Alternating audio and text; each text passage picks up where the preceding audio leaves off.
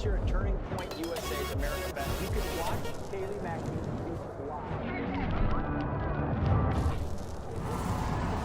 You guys are the front line of freedom, of liberty, of justice. This is the greatest nation on earth. Fight for the last best hope on earth. America is our home. America That is a gift is our we home. get to live in That the is a United States. gift we get to live in America.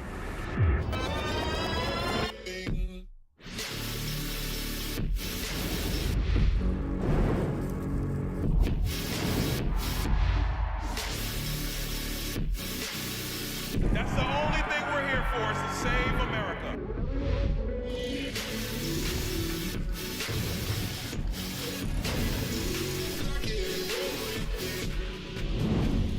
What's going on, Phoenix?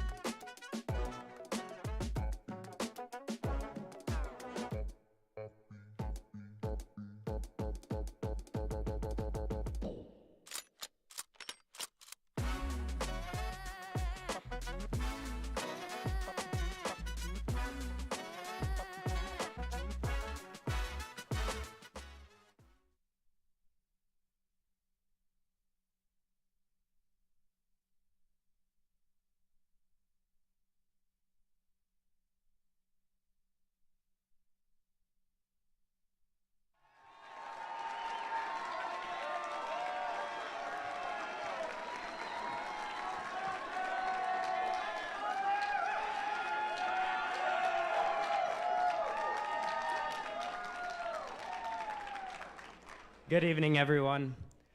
Wow. Thank you so much for coming out tonight. The Turning Point USA chapter here at NDSU has been truly blown away by the community's response to us putting on this event, and so many people have been so kind and amazing to us. We'd like to give a special thanks to the campus security and the other local law enforcement, not only for their,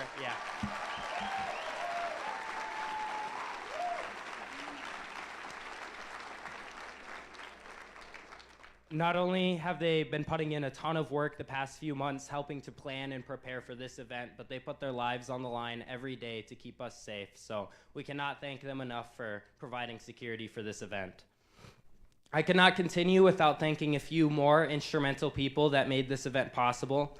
A special thank you to Sam, Austin, Macy, and Morgan. You have all been there for us week after week, helping our chapter, providing us with guidance, and providing us with the resources to put this event on. So we cannot thank you enough. Without you, we would not be able to accomplish any of our ambitious goals. Most of all, we'd like to thank Turning Point USA for supporting the chapter and providing us with the resources and the support and the training required to put on events like this and future events in the future. If you're interested in starting your own chapter, please check out TPUSA Table. It's out there. Or you can also go to tpusa.com/getinvolved. We would love to get you plugged into our community. And finally, we encourage you to attend our biggest event of the year, America Fest, this December in Phoenix, Arizona. I'm happy to say that under 3 lucky chairs in this room, there's a golden ticket, and with that ticket, you're able to get free general admission tickets to America Fest. So This is an event you don't want to miss, so I highly recommend it. Thank you all for joining us, and we'll get started in a moment.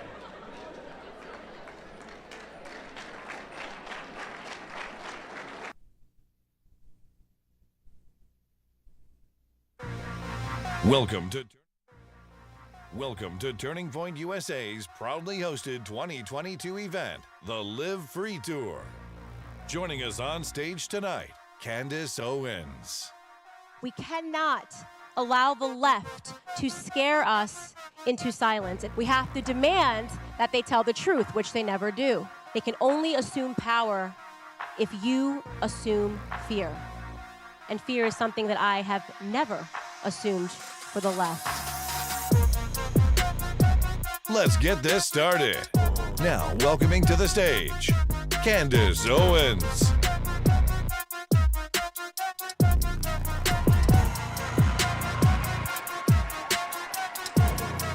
What's up, guys? Hello. Wow, packed house tonight. This is awesome. Special hello to the protesters outside. Very, very fun cheers going on. Hey, hey, ho, ho. Candace Owens has got to go. Really, really powerful stuff. They're so smart. I don't know how they come up with this stuff. Geniuses. It's just, I'm listening. I'm like, I want to go out there and dance to that. And I also want to say, I know this camera's here. Hello to Media Matters, who's always watching Turning Point USA every second of their content. Everybody applaud for Media Matters. Hey! So you can pull out the clip and make it seem like what we believe is crazy when it just makes sense. You know, going back to these protesters, I always start with, by the way, I super, super hope that there are some people in this room who just respectfully disagree with me. How many people here are like, I'm not really sure about Candace Owens? Oh, come on, you can't all be sure about Candace Owens. I'm not even that sure about Candace Owens. Maybe you're not raising your hand because you think I'm trying to be funny, but I'm serious. I think one of the most important things is that if you have a disagreement and you think that you dislike someone or you think that you hate somebody and their ideas, you should go listen to them, right? And I say that to even you. If there's a radical leftist on campus and they're coming to speak, you should show up and you should talk to them about their ideas and you should debate them, because we believe in free speech on the right and we believe that we should have a public forum for debate, right? I would hope. But it really is a sign of the times. I always remind college kids just how drastically different the world is from the time that I was in school. From 2007 to 2010, we just were friends. Like, people on the left and the right, just so you guys know, not to make myself sound like a dinosaur, but we used to just be allowed to be friends. Like, my best friend was Republican on the right. You know, I hadn't voted, but I would consider myself to be a liberal. It was not an issue.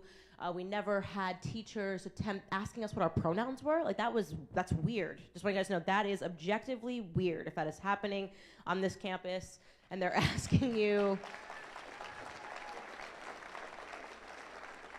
Things are getting really weird. I mean, that wasn't even a thing in kindergarten. We understood in kindergarten that there were men and there were women, that there were only two genders. But now things are getting very convoluted, because what's happening now is ideologues are what you guys are facing in these classrooms. People that are committed to beliefs, and they are radically committed to these beliefs, and they can't really explain these beliefs. And the way that they protect themselves is by this game of ism, as I like to call it, right? If you don't agree with me, then that's sexism, that's racism, that's misogynism, you know, all of these words they're constantly throwing around because they don't have an argument. And that's why I mock protesters when they say F you. Sounds lovely, but that is not actually a critical idea, right? That is like, I might weigh that, but I don't actually think that you are correct because you're swearing and saying F you, Candace Owens, right? And they know they're not correct because they had the ability to also purchase tickets. They could have come here, and they know that we take questions at the end of all of our speeches because we want to be challenged. I especially want to be challenged because I come from the left. Yes, it's crazy to think that me, Candace Owens, the person who had the courage to wear a White Lives Matter shirt in Paris with my friend Ye.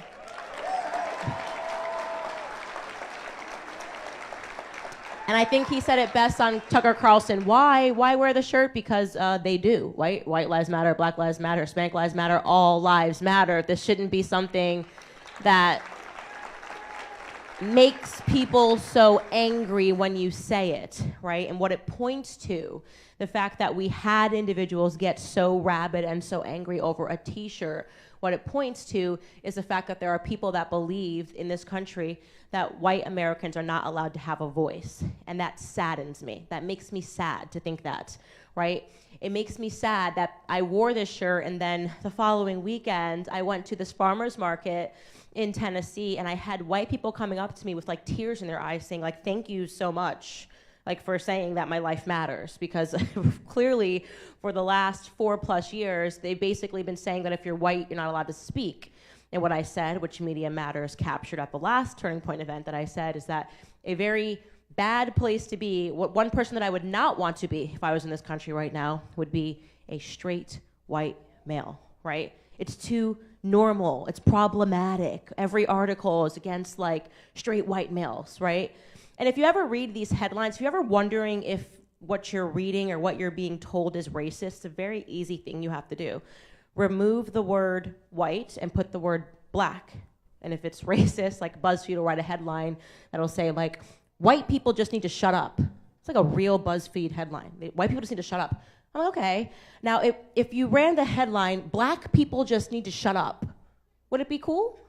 Probably not, because it's racist. No matter what color you put in there, it's simply racist to tell people that they can't speak because of the color of their skin.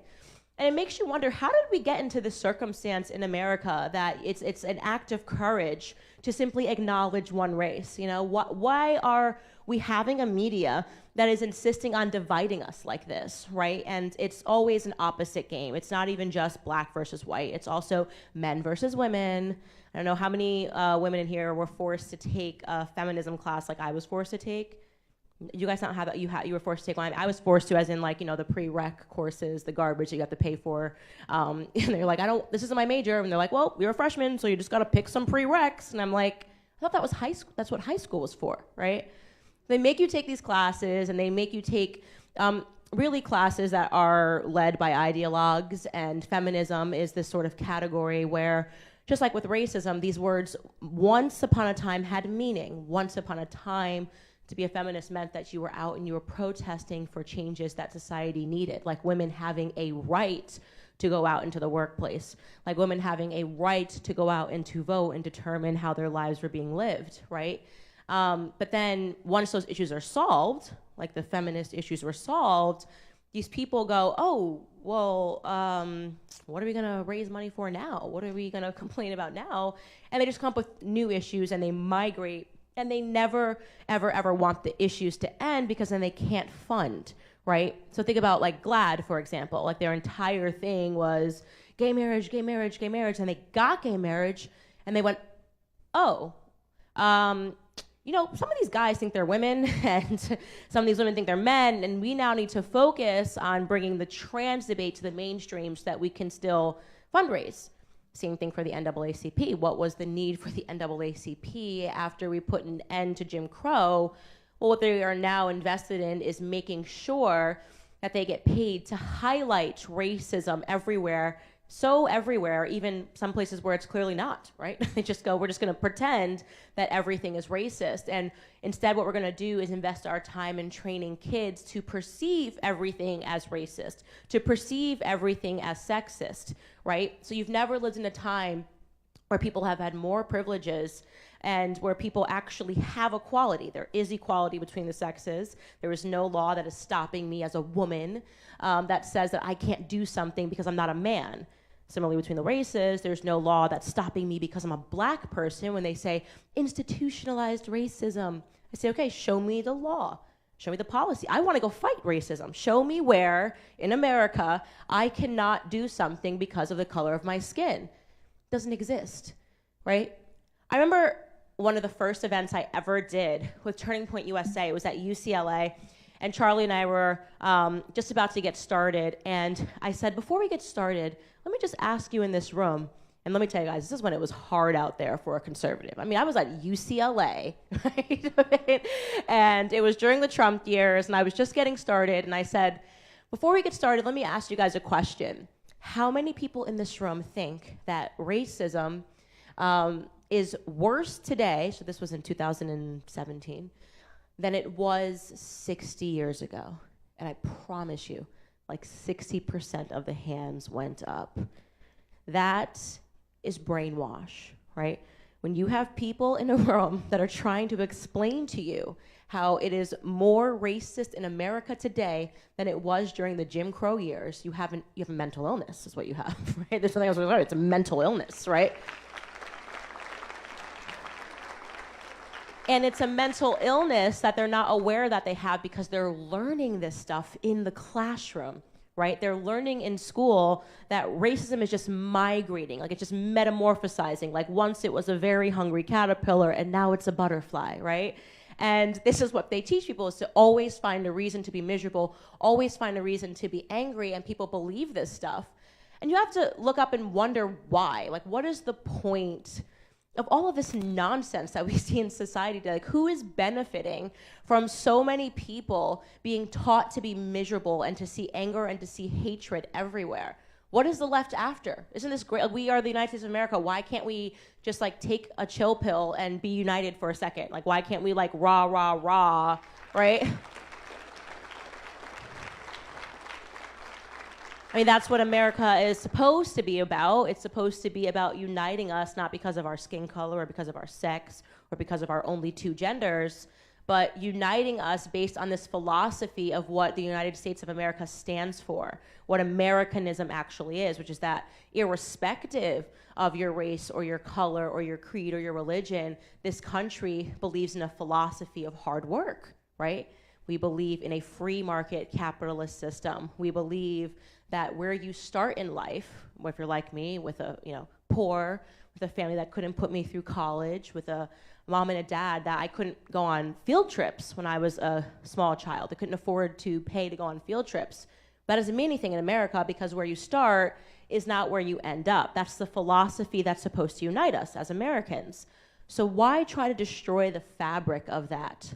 And isn't it crazy to consider how many different ways they try to disrupt unity, right? It's like crazy land out there.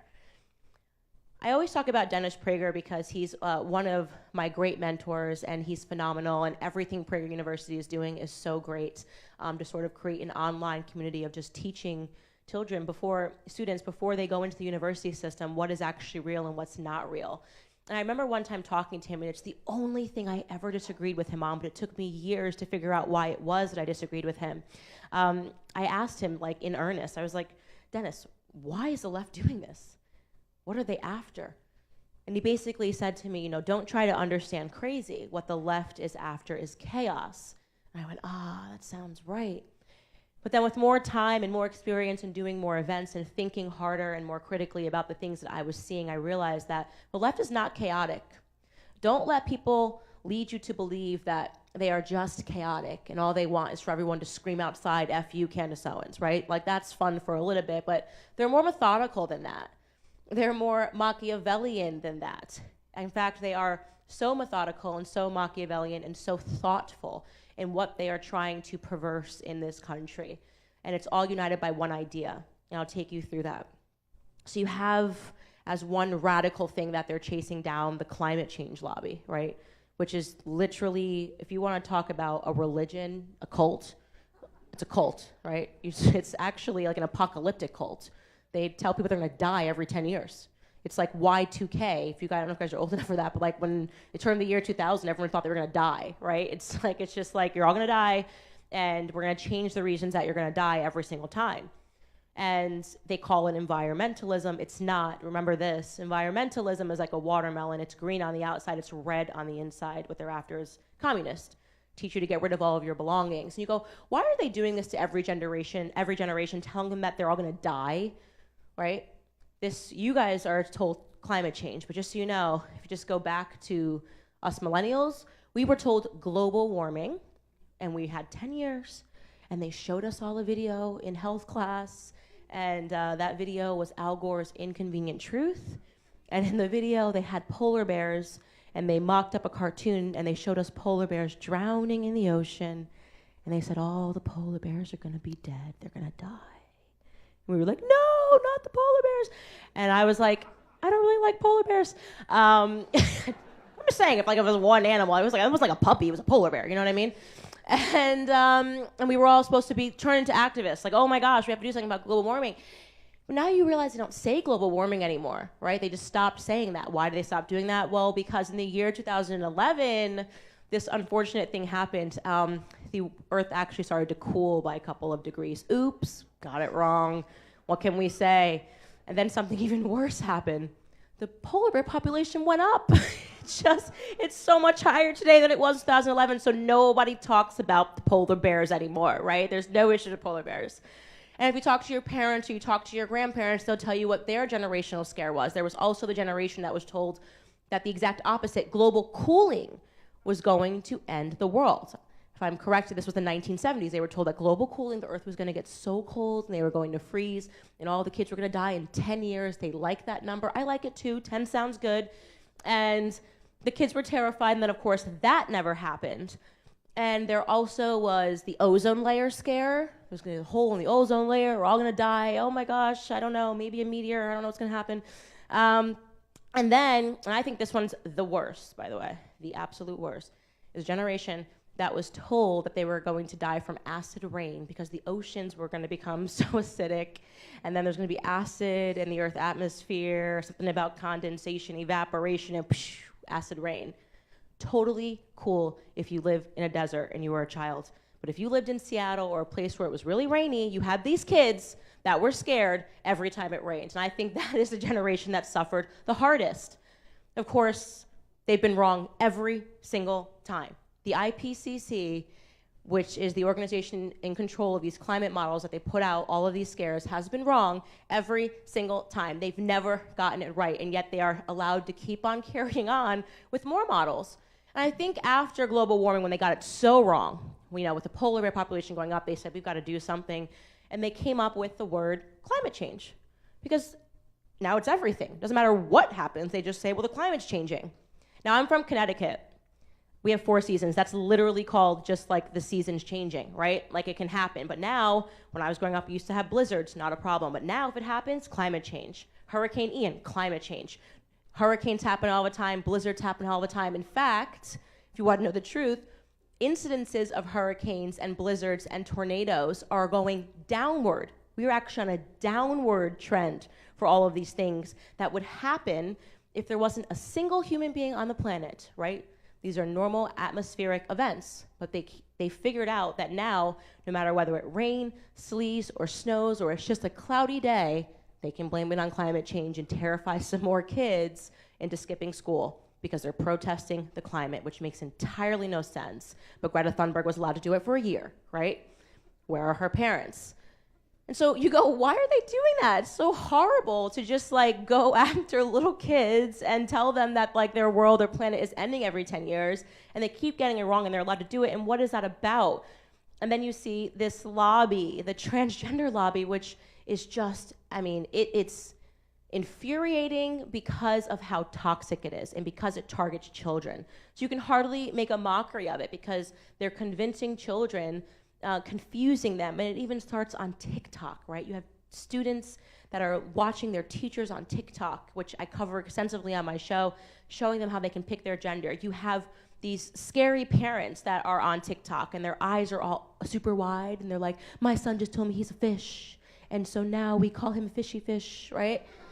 Something about TikTok, I'm telling you guys, something about TikTok. They get the TikTok eyes, I call it. And you are like, what's going on? How could they do this? How could they ever encourage children to take puberty blockers like Lupron? That is literally a drug that is used to castrate pedophiles in prison. They rebranded it, and they are now encouraging children to take these drugs to stop puberty. And the lie that they tell them, that you can stop puberty and then you can just restart it like it's a button, like you're watching a YouTube video. That's of course not true. What ends up happening if you're a male and you try this, or a woman and you go on to puberty blockers, is that you wind up being sexually dysfunctional for life. For life, you know, there are plenty of formerly trans people that are talking about this. They are being blocked. They're being called hateful. I've interviewed now 2 of these people who are talking about what those drugs did to their bodies. It ages your bones. It causes osteoporosis early on. So imagine being a child and having osteoporosis. These are things that happen and we're not allowed to talk about it. And it's such an evil and it's such a sin. And you have to ask yourself, why? And then you have the radical feminists that are on campus, and I thought, you know, I was a feminist because the pitch they give you is like, it just means you want equality between the sexes. Well, we know it's much more sinister than that. And I don't even know why one requirement of being a feminist is that you're not allowed to shave your armpits, right? That's weird. The girls are like, nah, it's all the patriarchy, man. We gotta stop doing it. We gotta stop showering. Gotta stop washing our hair. Gotta stop being attractive. It's the patriarchy. It's like, no, it's just smelly to do that. It's not the patriarchy, it's just poor hygiene. It's really bad hygiene. We gotta stop that, okay?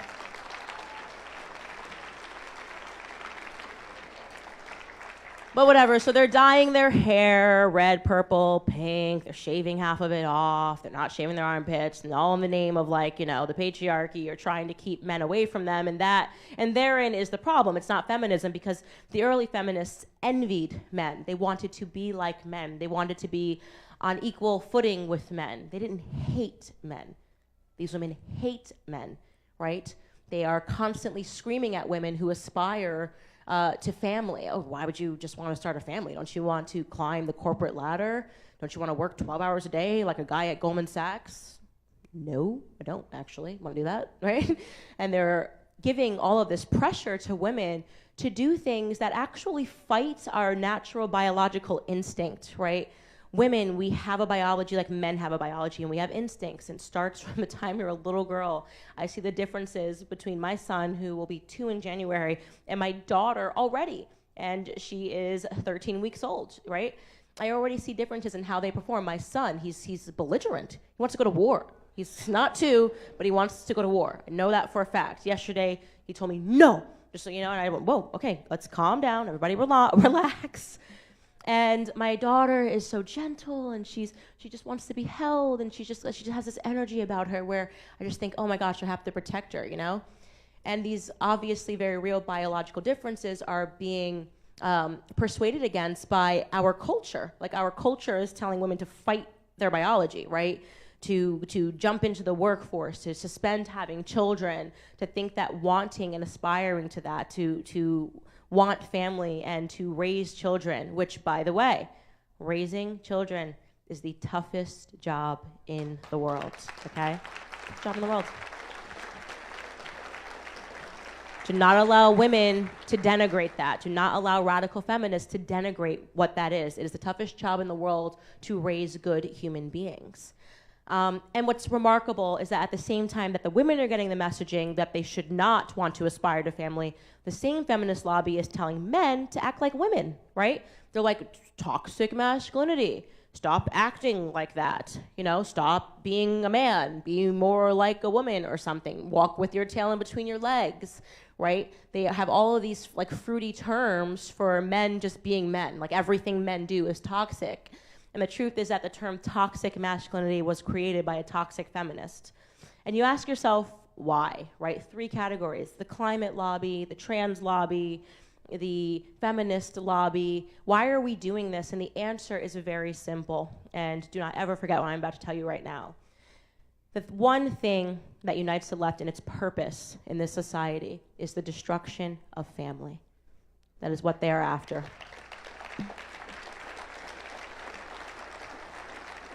You revisit those categories and it all starts to make so much more sense, right?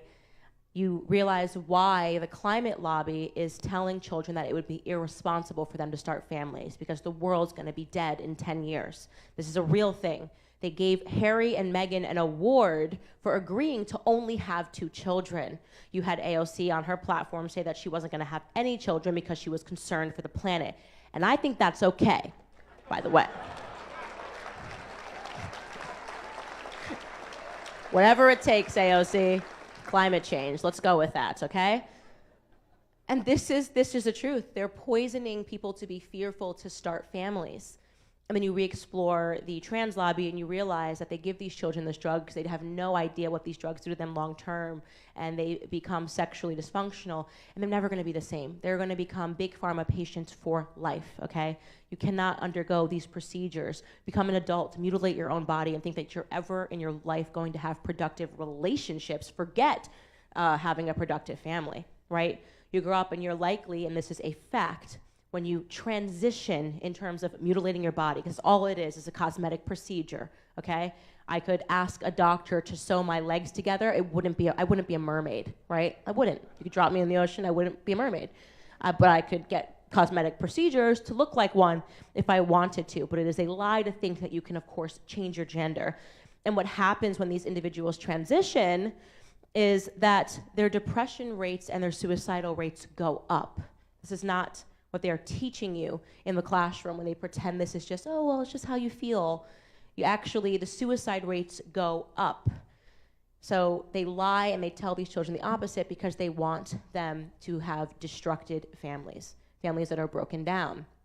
And then you re-examine the feminist lobby, and it's the same thing. You're preaching against productive families. You're telling men not to be men. Of course we need men to be men. Let me say this about men. There is no society that can survive without strong men. None, never, not in the history of the world.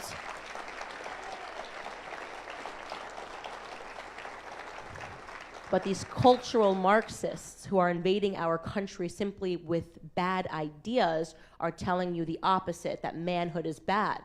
No, manhood is not bad. Manhood is very, very good. Masculinity is very, very good for our society, just as femininity is very good for our society, especially taking a shower, ladies. Just saying that one more time, pressing the point.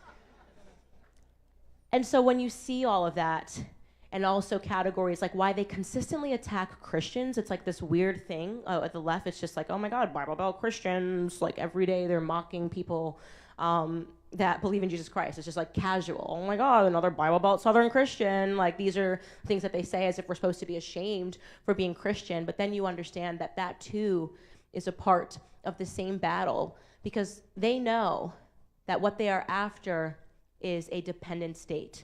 Right? What they are after is statism. They want the state to control every single layer of your life. It is a new plantation. And in order to accomplish that plantation, in order to accomplish a socialist state, a communist state, they need to destroy everything that stands away from the big state and the individual, right? And what stands away at first is faith. It's believing in something other than the state. This is why when you study communist countries of the past and of today, atheism is a requirement, right? You're not allowed to have faith. You're not allowed to go to church because the state is the church. If you have a problem, they want you to get on your hands and knees and pray that you will be delivered by governance.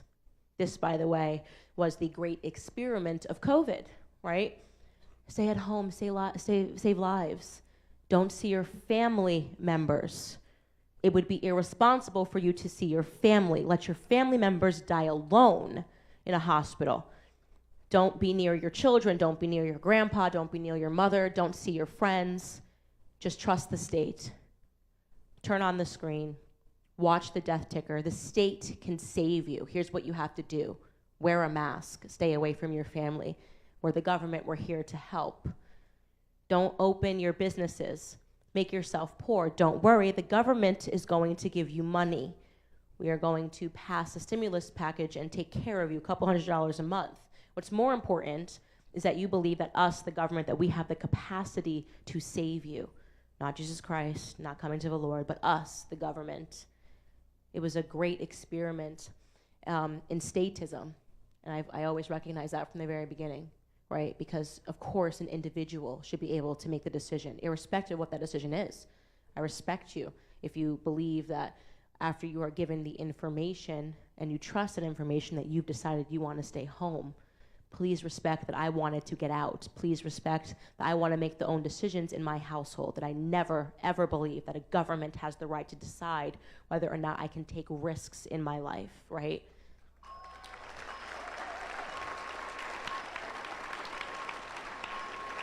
Gotta love the protesters. By the way, that's a very pleasant sounding alarm. That's not that annoying, bizarrely. It's nice. I thought it was like a part of the applause for a second. So ladies and gentlemen, while this alarm is going off, what I'm going to do is I'm going to allow you guys to come to the middle and ask some questions, which is what Charlie has done in the past. This is obviously just a protester thing. And we're not going to stop our events because we have communists outside.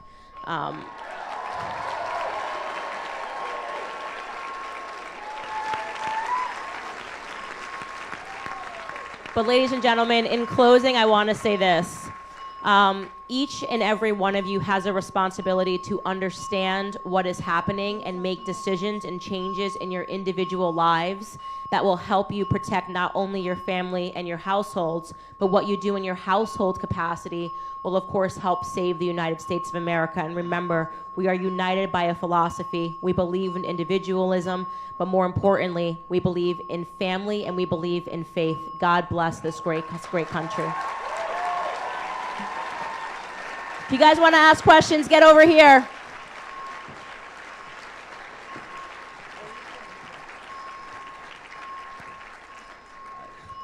All right. All right, so my question is, the media tends to portray the U.S. in a bad light, and we as a general public only tend to hear the negatives from them. What do you think are some positive movements this country is currently experiencing? Positive movements? Yeah. This right here, what's happening right now, I mean, I'm shocked at how many people in this room actually, when me and Charlie started out, we did not have this many people in a room, and we're selling out everywhere that we go right now. And let me tell you guys, the most important aspect, and the thing that you should think is actually a positive thing, as crazy as it sounds, censorship. Because censorship is an indication that they're losing. When you have to start requiring fact checkers, when you have to start trying to encourage people to pull content offline and calling everything hate speech, it's because you know that you're no longer winning the argument. So as just one example, when Barack Obama was in office, we never had fact checkers. We never were told that the internet is not a safe place. We never had safe spaces. And the reason for that is because when Barack Obama was in office, the left was winning. Right? The liberals were winning. I was a person that was convinced that they were telling the truth. I cried the night Barack Obama won, like thinking that this was an amazing feat because the media sold that to me. I think they sold it to a lot of people. They sold that idea that Barack Obama was going to be the end of all racial strife, right, in this country, and yet it actually manifested a beginning of racial strife from the time that I was a child, right? I had never seen anything like it since Obama was in office. So I always say that be encouraged by how desperate they're getting to shut down events like pulling alarms and requiring fact checkers to, censor every single thing that we're saying. It's a good thing. Next question. Hi. Hi. What has been the most rewarding part of motherhood for you so far? Okay, the most rewarding part of motherhood for me. There's a lot of them. Honestly, what I can really say to women is that the most shocking part of motherhood is really is understanding how lied to we are in the school system about what family represents. I mean, we're constantly given messages like, you won't be ready until you have this. Having children, even men, same messaging. It's going to be the end of your life. And I think that one of the things that I'm always amazed at is understanding how severe those lies are. And the most rewarding part, I'm not kidding, is every single day. You get to relive your childhood through your children's eyes, right? And literally it can be like my son right now, like he is obsessed with French fries. Like he thinks French fries are the greatest thing that's ever happened, and no matter what, we don't give them to him often. They're the baked ones. Whenever we pull them out of the oven, he just goes, "Oh yeah!" It's just like, this is so precious, So they transform every moment into just this loving, amazing moment, and you realize how jaded we've all become that we don't appreciate, the wonder of it all. So every moment when you have a child is amazing.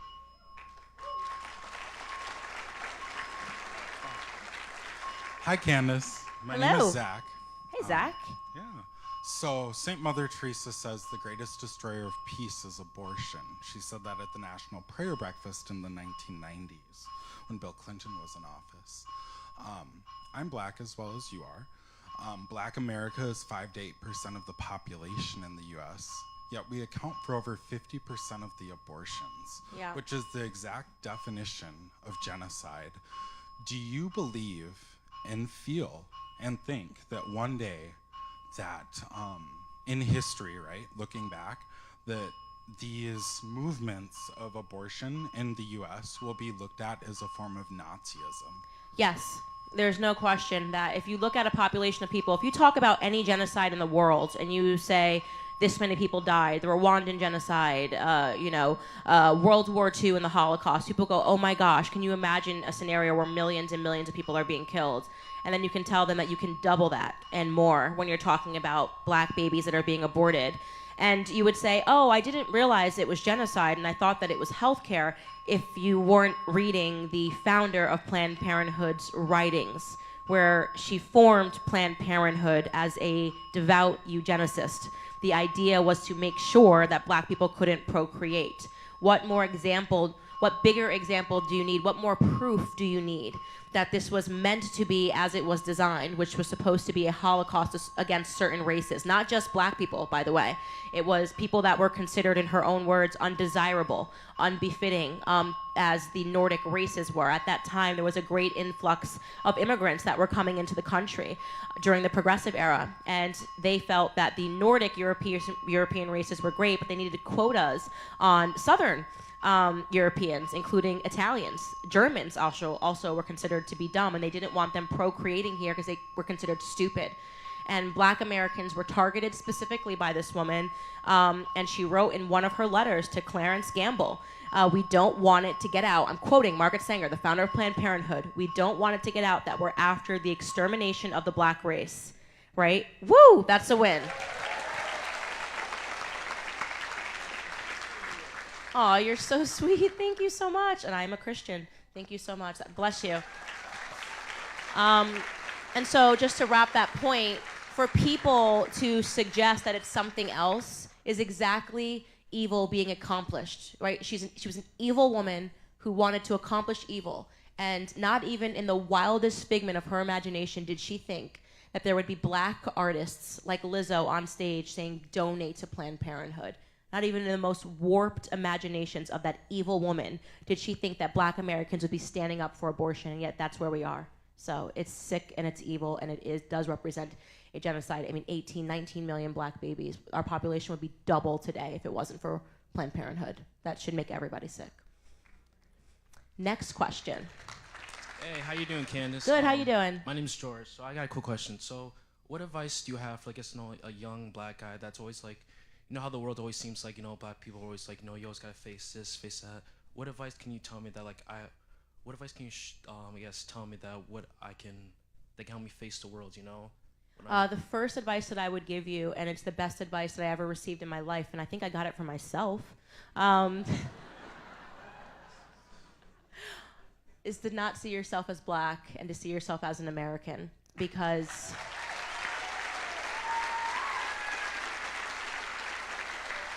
my entire world changed when I had my awakening, as I like to describe it, and I realized that the way that we are meant to feel, the way that I felt for 20 plus years of my life was designed. It was a mental prison that I had stepped into, hadn't created for myself, but that I had stepped into purposefully, by design. The education system, the messaging from culture, telling us constantly that we're black. People will never understand us, right? I believed that Republicans were racist and backwards, that I couldn't walk into those rooms and do anything because I was meant to believe those things. And I had my big awakening. It happened, it's a bit of a longer story, but it happened in 2015. And suddenly I realized that the reason that black people are trained to see their own oppression is it's because if you view yourself as a victim, you become your own oppressor. It's a mental prison. You can't get ahead. You're constantly thinking people are seeing you because of the color of your skin.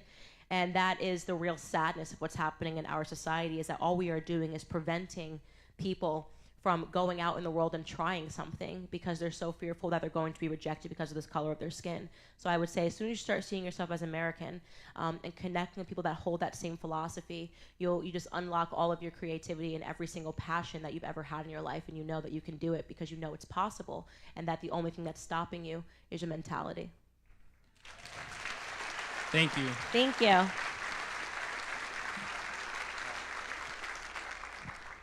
Afternoon. Good afternoon. My name is Ben. I'm the president of the NDSU College Republicans, and I'm tired of hiding. I love that. Don't be tired. Sorry. Currently, right now, there's an active campaign to cancel myself and a few of my colleagues for voicing our opinion, our freedom of speech in a private group chat. And that's 6 years of education on my half. I'm a double major in STEM, and I'd just like some advice on what a person who has been canceled should do. I did, the left has called me an anti-Semite, even though I'm Jewish. I think you know someone else named Ben who's a Jew and has been called an anti-Semite. Thinking Ben might be a Jewish person, as a name. Yeah, I mean, you're totally right. But keep this short, I read Michael Noll's article, Do Not Apologize, and I was just wondering if you could give me any more advice or maybe some support that I could go to. Yeah, absolutely. So first and foremost, know that you were in a unique time, having a new unique experience, and that's why it's important for you to know that it just wasn't like this a few years ago in college. And the entire system is being built right now to break you down psychologically. Right? I read a wonderful piece in the New York Post about a psychological immune system, which people have realized is real, right? They can break you down psychologically by calling you a bunch of names, by constantly telling you and castigating you and telling you that having these ideas is wrong. And the point is to make you feel defeated, right? To make you give in and to think that this is it, I'm done because somebody called me a racist or someone called you an anti-Semite.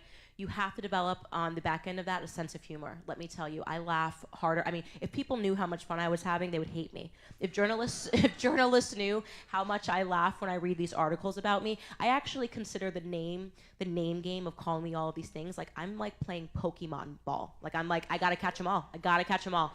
I'm like, they never called me, but woo, they called me it. I got it. I got this unique ball. They called me this, and it's incredible. They've called me a racist, right? A self-hating black person, and Uncle Tom, a coon, an anti-Semite. So once you realize that words really had no power, first off, you said you're a STEM. Yeah, okay. Double STEM. Yeah, I'd like to see you out in the real world against these people that can't even form a sentence and say F you. They don't want me to be. They don't want you. You're gonna be just fine, I promise you.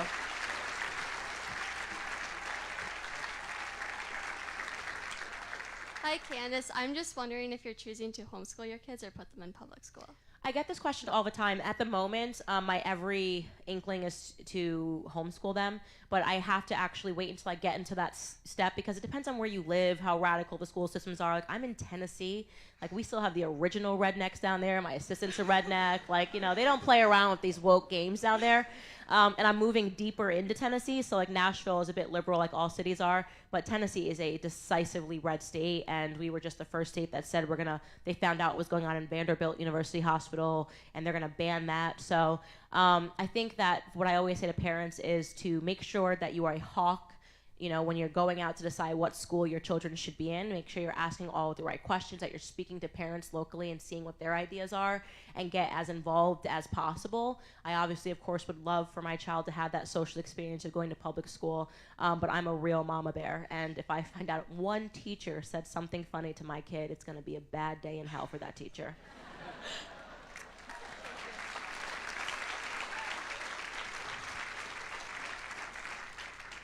Hi, Candace. Hey. So it's kind of tough navigating the real world as a straight white male. It's so true. It's so sad. What is some of the best advice you could give a straight white male just trying to get through modern day America? This is honestly like the realest question I've ever been asked. And I'm laughing because I feel so bad, and it's so crazy that we're here in life where like this is the question that was probably asked by Black Americans anywhere as they came together during times of Jim Crow, and now suddenly it's like, gosh, I better just problematize myself, and you have literally white people that are pretending to be gay or something on their college apps just so people are like, oh, there's something different about them, so now I'll let them into school. And it's not a meritocracy if you're a white male. They're openly saying we don't want you because you're a white male. So I first want to validate this question 100% because I just did Dr. Phil. I was sitting around with professors that were saying that they will not allow people into their school if they're white, right? Because it's just problematic to be white. So the first thing I would say is that bless the fact that we live in this country and that you can be entrepreneurial and you can start your own businesses and you don't have to worry about what other people think about you or whether or not they like you. The second thing is that every person who is being treated like that needs to figuratively grow a pair, right? Stop apologizing would be the first thing that I would say, right? The problem is that when you are being, yes, you should applaud that. Stop apologizing when you do nothing wrong.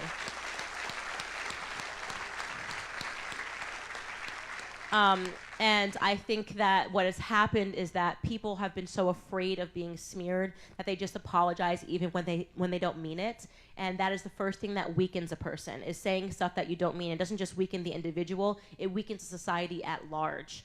And so if you do something wrong, you obviously say sorry, but if you don't do something wrong, don't apologize, and know that you're amongst friends when you're in a room filled with conservatives, whether they're black, white, Hispanic. We all know what's actually happening in this country. And I do think that the size of this room demonstrates the mist of a sea change. So stay firm. Thank you.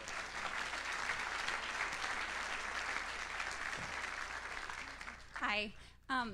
My advice is how to give advice to my daughter. On last Wednesday on her way to school, my 7-year-old in the back seat became hysterical. When asking her what was wrong, she told me she didn't want to be white anymore. That's so sad. And that her white classmate told her that being white means that they kill black people. That was absolutely heartbreaking. Yeah. Of course, then I dive into who her parents are, and they are white, from out east. What advice can I give my daughter? I told her God doesn't make mistakes and that she's the right color. What other things could I have told her? You can tell her all those things, but you should also breathe fire and see where, why that is taking place. Because if that ever happened to my kid, I mean, that's just heartbreaking that kids go through that. But that tells you that there's an administrative problem that was allowed to happen. I would first and foremost, that happened at school, right? It happened at recess, from my understanding. Yeah, and so the first thing that you should do is that you need to make sure that you go and you represent your child and you are her voice and you tell the teachers and the administration exactly what happened. Because if it happens to her and you say nothing, it's going to happen to the next kid. Those kids that said that to her should be made an example of, right? When you tell somebody that that's what's going to happen to them because of the color of their skin, that's racism. You're this because you're white. If that had ever happened, again, if you inserted and you switched the races, if that had ever happened to a young black girl and they said something fundamentally racist to a young black girl, they would have suspended everyone. They would have suspended people that didn't even make sense. They would have just suspended all white people from school, right? It would have been like the #1 top trending topic on Twitter. The Washington Post would have come down and gloriously sat with the NAACP and talked about this event. When something horrible and backwards and racist happens to your kid, you have to be their voice. Parents have to have a spine. You need to talk to the administration, talk to the principal, talk to the teacher, and raise some hell about that. It'll help the next kid. Do I reach out to the parents too? Yeah, the parents, everyone. I would reach out to everyone. Thank you. Honestly, I just pray that it's never my kid. I feel so bad for the people that will be involved if that is my child that goes through anything like that. Hi, Candace. Hey. My name is Zach. So I have to admit something to you. I'm very, very moderate. I used to think that means everyone agrees with me. I've discovered that it means that no one does. I love that. But that being said, I grew up and built a lot of friends with very varying different political views. And for me, that was never something that's an issue. But I found as I've grown older and as I've gone through college, it's become incredibly difficult to be able to connect and really build a sense of camaraderie and unity across people with beliefs different than mine or where my beliefs are different than theirs. What do you say we can do to really rebuild unity? I think it comes down to being able to know what a friendship is and what a friendship isn't. I went through this a lot, obviously, when I had my awakening and everyone around me was a leftist or a liberal because that was how I lived my life. And I realized I didn't have anything in common with these people anymore. And what I decided to do was that I was not going to not be who I was, because if I had to censor elements of myself, it wasn't a real friendship, right? That's a performance. If you have to walk into a room and pretend to be someone else, that turns you into an actor. And I can't be somebody's actor or actress. I can be somebody's friend. And to calmly explain to them what I think, and if they ever did anything, that said, oh, well, having these opinions makes you this or that, we're not friends. And that's not because of political beliefs, it's because you believe me to be a horrible person. So the advice that I'm giving to you is not to compromise who you are. Don't feel like you need to transform everybody into yourself, but know that real friends, even if they have differences in beliefs, can be respectful to each other. I have friends where we agree on like 80% of things, 20% of the things we don't. We just kind of don't have those topics. But if they wanted to force that conversation, they would know where I stood on it. And that's a productive friendship. A lot of my friends changed because, again, your friendships are determined by your values, and that's okay.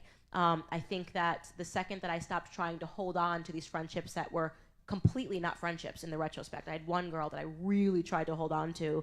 It was a friend that lives down in Argentina, and I've been friends with her for such a long time, and I wrote about it in my book. It's one of my chapters. And eventually I just realized this is so toxic. It makes me miserable every time I talk to this person. Why am I doing this, right?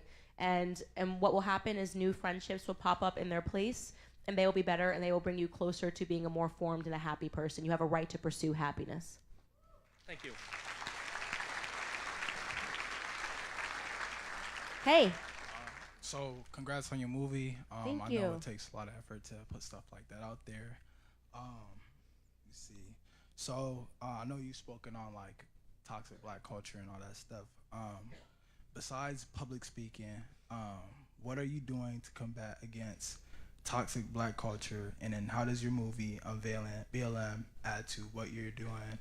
Do you see how it can add to it? Do you see how it can hinder the movement? I don't know. Yeah, thank you. That's a great question. I'm so glad you asked it, obviously, because it just lets me brag about myself.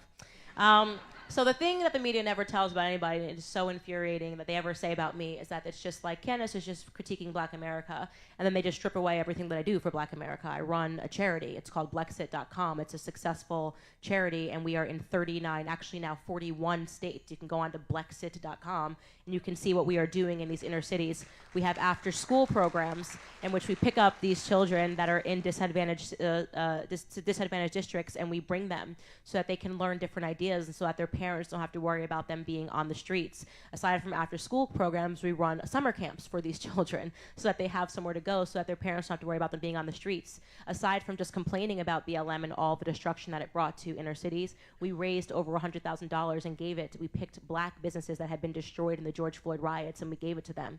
Now, I'm telling you all this stuff because the media never will. They need to paint me as a monster and a person that hates my own race because I have higher expectations, because we should have higher expectations. And there's been this routine lowering of the bar. In terms of the documentary, my purpose in producing that film was that I never thought that there was a more toxic narrative for Black America than the George Floyd story and the lies surrounding it. And I wanted to do that film in a compassionate way because after speaking to his roommates, I felt sad. This was a man that was struggling with drug addiction. Drug addiction is something that probably every single person in this room can relate to, somebody in your family, a cousin, a brother.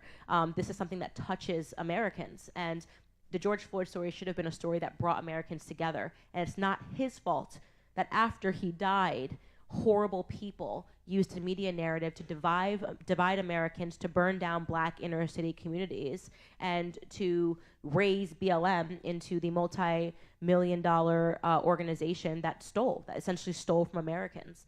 And so I wanted to expose all of that because I think that once you expose a lie that big, it helps people be less emotional and to really understand, which was, I think, the thesis of my film, which is that the media is our enemy. So then, what can I do to add to what you're doing?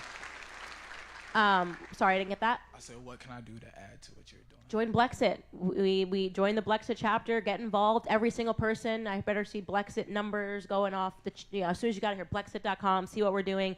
And it's an organization that's it's small pocket donors that give $1 a month that allows us to do what we do and to actually make a difference. And honestly, it's the best part of what I get to do, other than going home to my children.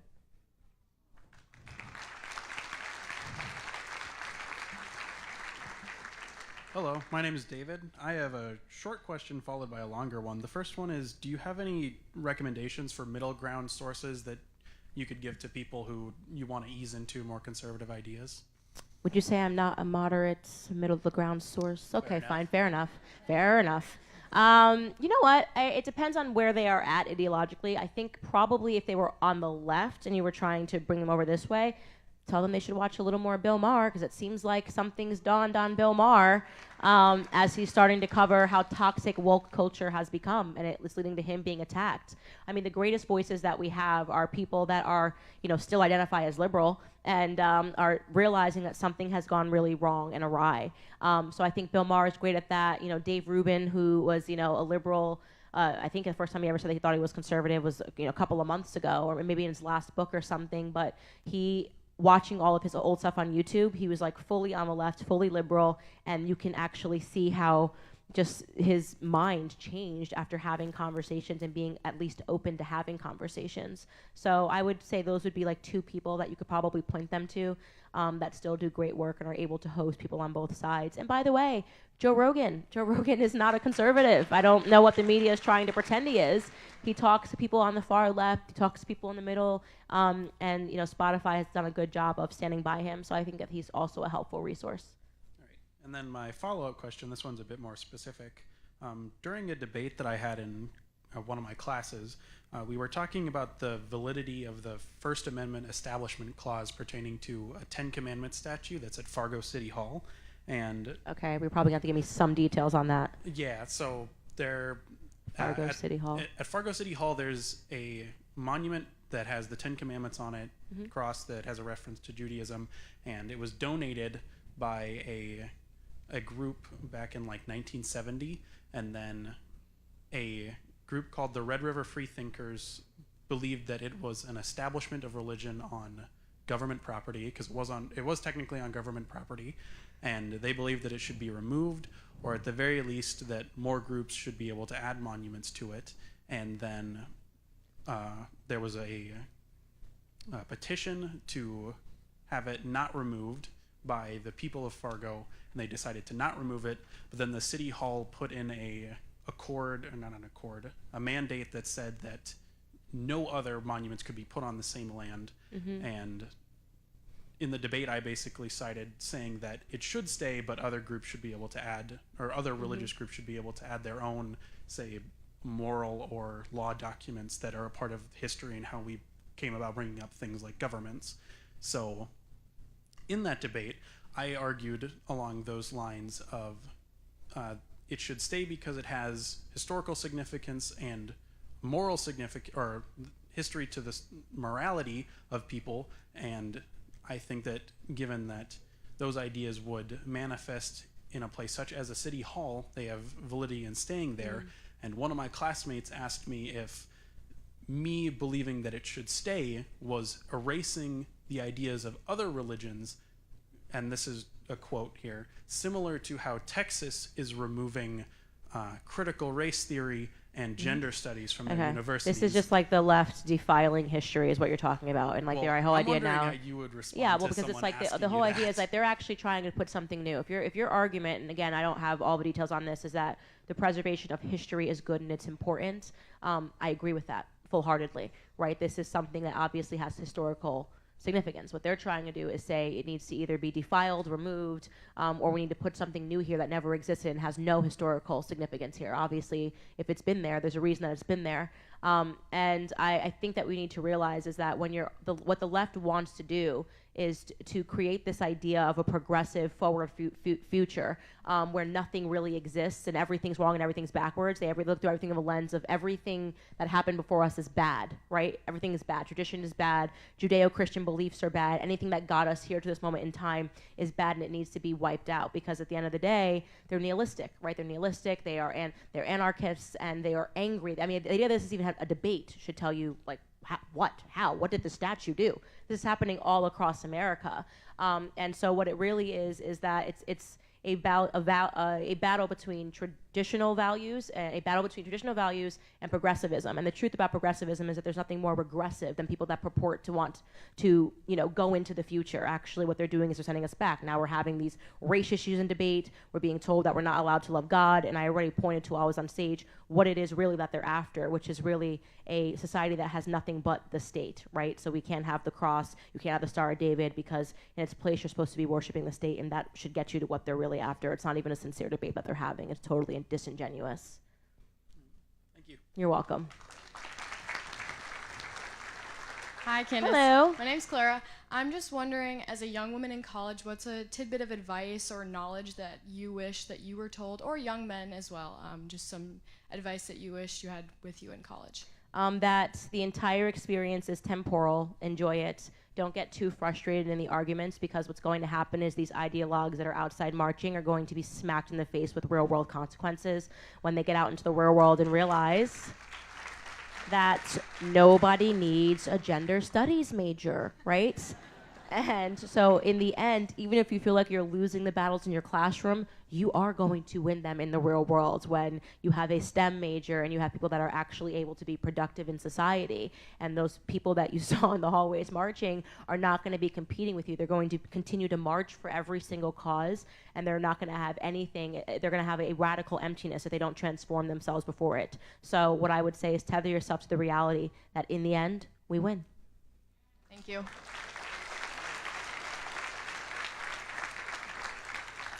Hi, Candace. I'm Hey. Hannah.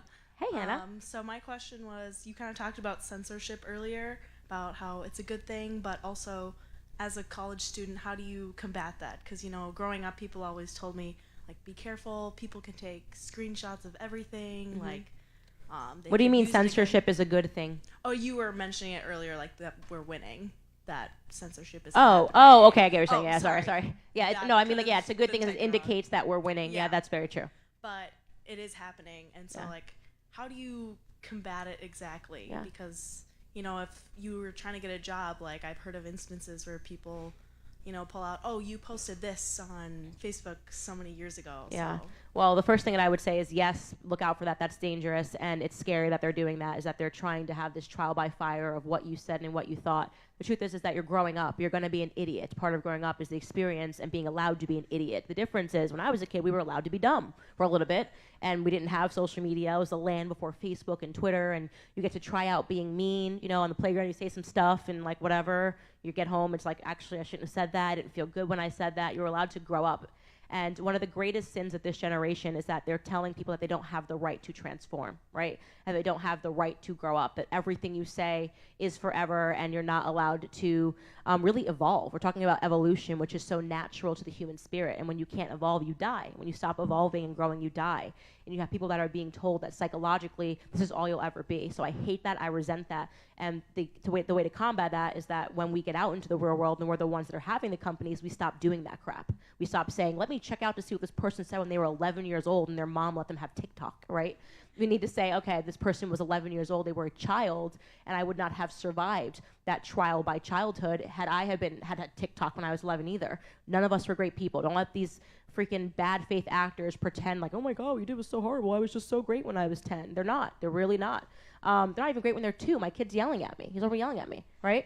And so tether yourself to that reality. Know that that what's going to happen naturally is that there's going to be the answer to the left-leaning economy. We're now seeing the beginning of the conservative economy. It's the reason why someone like Elon Musk steps up and says, I want to buy Twitter, right? Or Ye wants to buy Parler. It's because people that are conservative are realizing that censorship is a threat to everyone.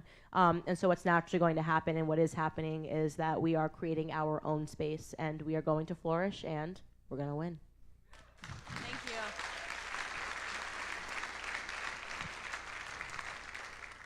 Hello.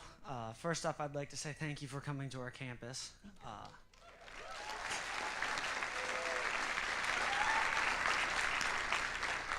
The question I have is, in an education system ruled by leftist nuts and liberal professors who spew their ideological garbage upon their students from a position of power, is there a time to stand up for truth? And if so, when? Always. What do you mean? Always. Absolutely. I mean, and the same advice that I gave to the mother who said, what do I do? If you write a paper that disagrees with an ideologue and they give you a bad grade because they're an ideologue, you better take that all the way to the top. I mean, you better, until we start creating a problem and exposing these schools, so that's what they hate. They hate publicity. right? They never like it when a story goes viral about what happened on their campus and how they treated a student. And so you guys have to create that publicity when they do things like that and show them that we're not the minority. I mean, look around in this room. Like, you guys are not the minority. They just want you to feel like you're the minority. The radical left is a minority. The majority of people in the United States of America don't think that kids can pick their genders, right? You feel that way because they are a minority that controls the education system. So it's incredibly important that you never think that there's a period of time in your life where you should stop telling the truth or stop saying the truth, right? You should never get used to lying to yourself or to others. That's what they want you to do. So don't let that program to happen. And the other thing, which I always say, and this is maybe a bad time because we're on a college campus, is really consider whether or not you even need to go to university. Don't allow that peer pressure campaign of like, oh, if you don't get a degree, you're not going to be successful. So, take $100,000 out in student loans and already owe the government, talk about statism, before you even get out and try or even know what you want to do. That's why I went to school. I felt peer pressured to go to school. Nothing that I am doing has anything to do with what I was studying in school. I promise you, least of all that stupid feminist class that I was supposed to take as a prereq. Anyways, that's all. I'm not going to rant about that. Next question. Thank you. Hi, Candace. I'm Michael. Hey, Very nice Michael. to meet you. My question is basically, what are your thoughts on political leaders having agendas that are trying to phase out and remove coal mining as a resource for energy? Do not ever vote for them, ever. I mean, it is so ridiculous. Talk about an ideologue. The idea that we're going to live in a society, that's why I said earlier, like the energy, the whole energy stuff, it's green on the outside and it's red on the inside, right? The idea that we're going to somehow, like in California, they're trying to pass a law that is banning vehicles that are not electric after 2024, right? Or 2028, I can't remember the exact year. Completely ridiculous. It's the reason why they are facing an energy crisis in Europe right now, today. Right, because a bunch of ideologues said, no, don't have nuclear energy, even though nuclear energy is clean energy, right? This whole idea that, oh, well, we just shouldn't be drilling here in America, so what do? We have Biden on his hands and knees begging OPEC countries for us to have energy. We could be completely independent. We could be completely independent. So it's ridiculous, and what they really are doing is they're trying to prevent you from using energy, right? If you think that when Leonardo DiCaprio gets on his private jets and flies to speak at a climate conference, that he's going to give up his private jets. They're going to ask you to give up your private jets. If you think that these people are just sipping the same disgusting paper straws that melt in your mouth while telling you that you should do it, you're out of your mind. The idea is to create a permanent underclass of people that tell you, as Gavin Newsom has done, we need to only use electric vehicles, but this summer, please turn off your AC because the electric grid is already suffering. Can you imagine a world where you can't even drive your car to work because suddenly there's a mandate that says no driving and we all have electric vehicles? Again, the idea is to move power from the individual and to cede it to the state. Do not ever do that. It is completely ridiculous, least of all when we know that the leaders in all of this carbon emission crap, which, by the way, carbon is good. Don't get me on a rant about freaking carbon and the lies surrounding that, right? But the real offenders are China, and they're not playing the game, right? You think China's ever going to stop with that energy industry? No, but what they will do is control the entire global economy because us idiots over here are playing Green New Deal. So it's crap. Never listen to it. It just leads to us not having any power over our own lives.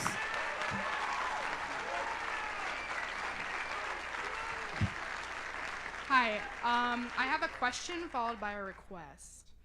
I grew up with my voice being silenced. I was in autistic, black, bisexual foster in the foster system, and I worked hard to get my voice back, and now I've got my foot in a bunch of advocacy groups, and am now coming across the point where my voice is being silenced again. Like an hour ago when we were out there, or this last election, and I was just wondering if you had any help that you could, or advice that you could offer. Is your voice being silenced by individuals?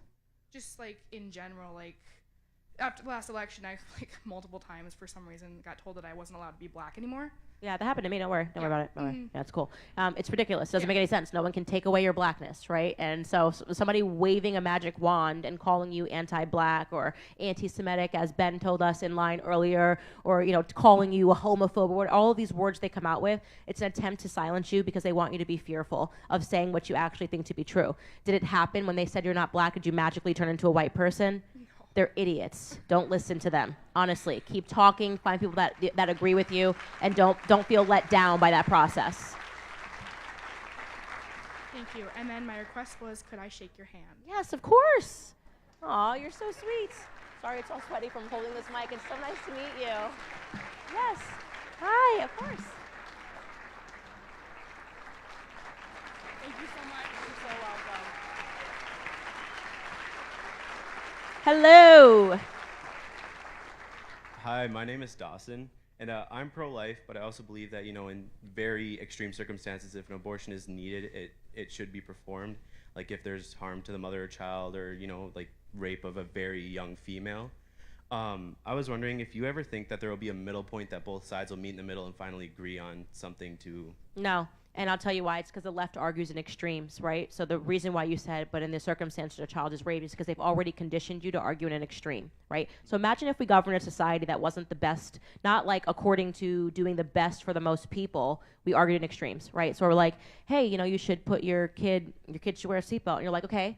But what if I'm driving my car and my car flips over and the seatbelt actually traps my child and I can't get them out? Because that actually happened one time in Arkansas on Highway 7. You're like, oh. And then suddenly they're like, well, we can't have seatbelt. We would have nothing. We would have nothing. There are always going to be extreme circumstances. Our challenge is to make sure that what is happening is doing the most good to the most people, right? And because the left loves extremes, they always argue in terms of extremes, we're never going to come to an agreement, right? So that's an unfortunate thing that's true. And by the way, you can obviously point to the fact that the states that they pretend are so backwards, they've already carved out legislation for those pieces of extremes. But what could happen, which I always think about, is what if you say rape is a reason that you can't get an abortion, you're going to have a bunch of women that are false accusing, and that's going to create another problem. So it's important to just govern for the most good, for the most people, and move on from it. Okay, thank you.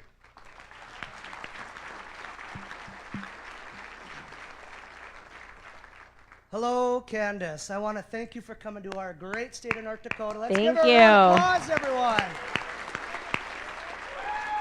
All right, I got one simple question. We have a woman vice president right now. I want to know The answer is when boo. your will be in office, because we need someone like you. You're very sweet. Thank you. Thank you. Thank you so much. Honestly, I'm having way too much fun on the outside right now, so I'm just going to stay out here and fight the cultural battle. I think that you can have more of an impact, When you're in office, all they do is constantly attack you with lies, and you're spending most of the time defending yourself, and I get to play offense and not defense on the outside. So could it change? Yes, of course. If I thought that my country needed me, I would step up to the plate. But right now, as I said, I'm just having way too much fun.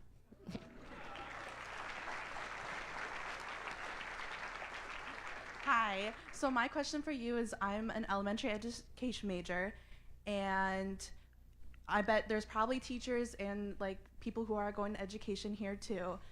What is advice for us who are conservative teachers or going into teaching, just advice in general?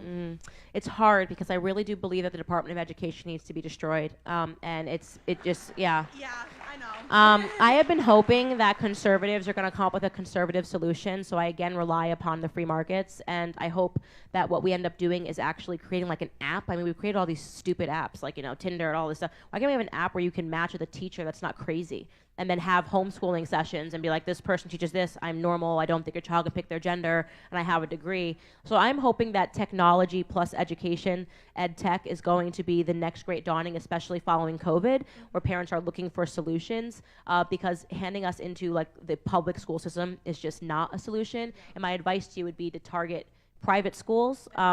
Yeah, because it still can be bad, but your chances are going to be better than if you feed into the system. Guys, I'm going to do one more question. I'm so sorry to cut off, but the line keeps getting bigger. I'm so sorry, guys. I'm so sorry. I got to go home to my kid. Okay. All right, can I just start by saying shout out to my other Asian Republicans out there. Woo! I don't know how many, there's not much of us, but... Woo! Nobody talks about the Asians. Yeah. It's always white versus black, and here you are. Filipino man. There we go. All right, so let me just start off by saying thank you for coming out tonight. Huge honor to talk to you. Your name has come up on my Instagram feed every now and then, and I didn't realize you had almost 5 million followers on Instagram. You're late to the party. Yeah, now I'm here. Okay, so long story short, kind of long story. So my parents are immigrants from the Philippines, and they faced a lot of prejudice just from people saying, "Oh, you're immigrants, you guys aren't gonna make it," and all this stuff, like all these stereotypes that we have to believe in these sort of norms. Long story short, my mom's been here for 3 years. She owns 3 businesses, and my 2 older siblings are both in the Air Force, and my sister is a master sergeant. So I was just wondering, what do you have to say for those people? Yeah. Wow. The real reason that nobody ever talks about Asians is because they're actually the most successful people in this country. I appreciate it. Thank Yeah, you. it's true, and there's a reason why. So they always try to pit black versus white. So you hear things like, white people are more likely to be accepted for a credit card than a black person, and black people are being turned down more for credit cards. And the reason that they never enter the other fact, which is that Asian Americans are more likely to get a credit card than white Americans, is because it dispels their rumor that it's white versus black, and it actually shows you that we have a meritocracy. The truth about Asians is that they have a better culture, right? They focus on education. I remember, first and foremost, my second boyfriend in life was Filipino, so I'm educated about this matter. But I just, proud. and yeah, he had like a crazy Filipino moms. She was like hardcore. She didn't mess around. And then I had this girl who I was best friends with named Kathy, and she was Japanese, and her dad was terrified. Like, Kathy had to go home, and she had to study, and she was expected to get straight A's. And that culture that they have seeded, it's the reason why literally, if you want to talk about discrimination happening in this country, it's Harvard turning down Asians. They're saying there's too many Asians that are doing well in this country, and we don't want you. We need to fill in a couple of blocks here and put black people in your place, even though they're working harder and they deserve to have those spots in the university level. So the truth is that, and it's something we should talk about, there is such a thing as fostering better cultures, right?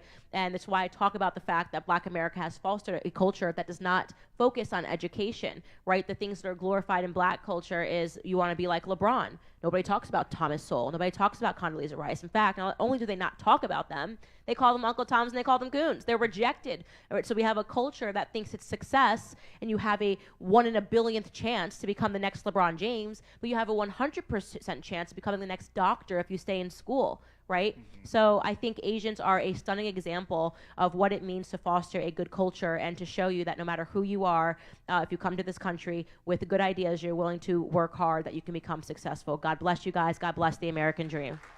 Thank you. Thank you. Thank you.